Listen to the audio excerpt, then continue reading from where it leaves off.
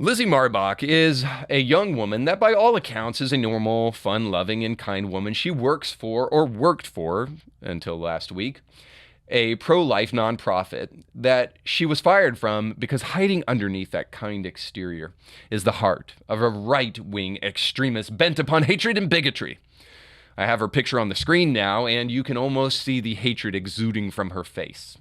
We can only assume that given the chance to light a cross on fire outside of someone's home, maybe an elderly black couple, that she would do it because last week she posted this horrific tweet. Prepare your kids for this one. Hold their ears, hide your husbands, hide your wives, usher them outside of the room and say a prayer because here it goes. There's no hope for us outside of having faith in Jesus Christ alone. My God. What is the world coming to? I'm almost sorry I had to read that to you because the vitriol and hatred coming from that woman is almost too much to bear. Thankfully, Representative Max Miller came to the rescue by responding to that tweet, and here's what he had to say in response. This is one of the most bigoted tweets I have ever seen. Well, I guess it's confession time, Max. I 100% agree with Lizzie.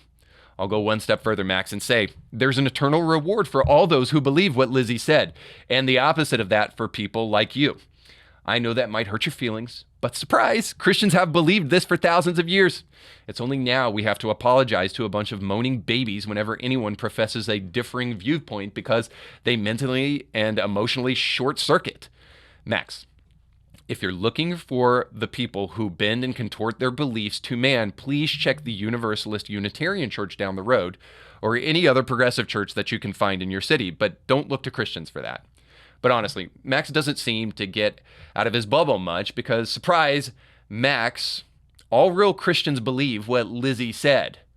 So let's just get the lay of the land here for just a moment. A Christian reports to the surprise of the world that she believes in an exclusive Jesus, and all of a sudden, this free speech defending tolerant and non-judgmental man calls it bigoted. Since when did we become such a supremely weak-willed and frankly I was going to say something else, but moany society that we can no longer tolerate another viewpoint without calling it bigoted? This is yet another example of the fact that America is no longer a Christian-dominated society. Whenever a Christian steps outside the veil of the commonly accepted secular progressivism of inclusivity and tolerance of our age, you can expect that there will be a huge amount of intolerance. The left expects us to go along with their program when a fat Sam Smith prances on stage dressed like Satan in lingerie, or when Lil Nas X simulates anal sex with Satan. Everyone's supposed to stand up and applaud the beauty and the bravery, but one Christian stands up and declares there's no hope for people outside of Jesus, and all of a sudden the polar ice caps melt. It's a reminder that real Christians in this world better be experiencing pressure, or you may not really be a real one. But let's get to what perhaps is the bigger problem here. Sure, the left and the right can be nasty, but more often than not, the left are the ones who are not only nasty, but malevolent. Shouldn't come as any surprise to you that shortly after this exchange, that Lizzie lost her job in this nonprofit pro-life organization. And one can't help but believe that Max Miller was responsible for that because Max Miller's wife is on the board of that pro-life organization. So color me a little bit skeptical. Reports have come out to say that Lizzie was going to be fired before all of this took place, but I highly doubt that's the case. It's interesting timing, to say the least, that shortly after this exchange, she was fired from that nonprofit. So the left isn't interested in just being nasty on social media and trying to tear you down and trying to one-up you and slam dunk your arguments. They're not just interested in ad hominem attacks that are from a distance, but they're also interested in coming after your livelihood. The cancel culture of our society is far more on the left than it is on the right today, and I can give you numerous examples, Kevin Hart among them, for just making a joke and not being able to host the Academy Awards as a result of it.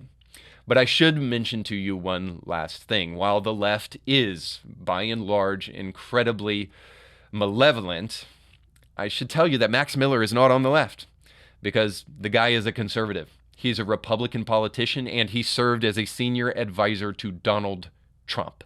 And yet he's calling out a Christian for saying that you can only find hope in Jesus. Here's where we should really be. May the best truth win. May the facts win out at the end of the day. And we're going to have to admit that we're not going to find the truth necessarily always on the left or the right. Not only are all conservatives not really conservatives, but conservatism alone is not the answer. Beyond arguing about tax codes and spending is the vast majority of arguments that we're having in society today. And we're all left with very often, is the right accusing the left or being irrational? And is the left accusing the right and being extreme? Above it all is the God of secular society saying, what does it even matter? To each his own. May the best man win. Whoever's got the most power, cram it down on other people. Only a more powerful worldview can stop the pervasive evil we see today, whether it comes from the right or the left. Only a superior power to our political powers can expose lies and demand truth. If there is no moral lawgiver declaring a moral law, we're just endlessly fighting a culture war between ourselves, and may the best man win. If there really is no objective moral law above our reason, then why not allow the adult man to saw off his penis? After all, it's his junk. We don't have any stake in his life, and it doesn't bother me unless that man is a brother and has unique value because he's made in the image of God, which I believe he is. It is only when we posit a God in the midst of the back and forth that every knee must bow and every tongue confess. You can argue logically without God, and you can try to help people come to your side with those rational arguments. But you're going to have to believe in something bigger if the biggest issues of our day are actually going to stand up under scrutiny. You can argue your side rationally, or you can believe in a real God that can show up and convince the wicked person of their wicked ways. That alone is the cure for our age. If God is real, and God is who he says he is, as the Christian believes, then we better start emphasizing that. Today's episode has been dedicated to the family man, the moral man, the conservative man. I remind you that it is easier to find the bottom of immoral pursuits than it is moral ones. You can go much further worshiping hard work, fortitude, marriage, and family than you can heroin and alcohol. The bottom in drugs hits fast and hard. For many, it wakes them up. For the moral conservative man that doesn't know God, the bottom is much further down and harder to find, but it is down there. This is why conservatism is good but not adequate if alone. The most deceptive cry of our age is, but I'm a good person. The reason many conservatives want to push past arguments about God and just go for the rational is because that's when things get really serious. It's not enough to assume God exists and he is probably good. We must ask, who is God? And that demands time. Inevitably, that question is met with a bunch of laziness and presumptuousness. But if the challenge is accepted, and if God be real, as I think he is, it won't take you long to see why Christianity shines among the ideologies of all the gods of our age. My hope in all of this is that as Western civilization speeds over a cliff, it means that we are getting closer to the bottom, rather than in that wishy-washy middle. If enough Christians demand that we look to Christ in our decline, we might just be able to help people bounce back up when they hit the bottom. And then if they do, they can find the redemption that they need to get back on their feet. And so all I can say in response to that is, Max, you need Jesus. And I guess we all do. Thanks so much for watching. Don't forget to like, share, and subscribe. And if this show was helpful to you, I'd love to hear from you down in the comments section below. But most importantly, make sure to go with God.